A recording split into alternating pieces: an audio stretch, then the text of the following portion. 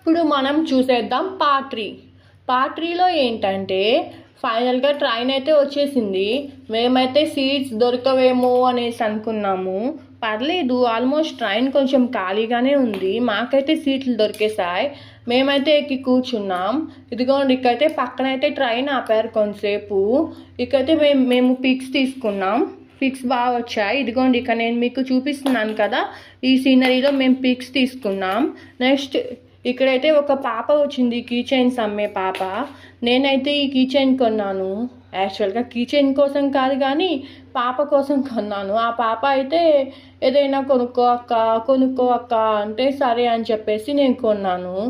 ఇది అయితే నాకు ఈ బొమ్మ ఎందుకో దీంట్లో బంధించినట్టు అనిపించింది, అందుకే ఇది నేను కొనుక్కున్నాను. సో నెక్స్ట్ ఫైనల్లీ మేమైతే రీచ్ అయిపోయాం కాంచి. మనమైతే ఇక్కడ కంచి అంటాం తెలుగులో, వాళ్ళైతే కాంచీపురం అనే అంటున్నారు. ఇదిగోండి, బోర్డు కూడా మీకు కనిపిస్తుంది కాంచీపురం.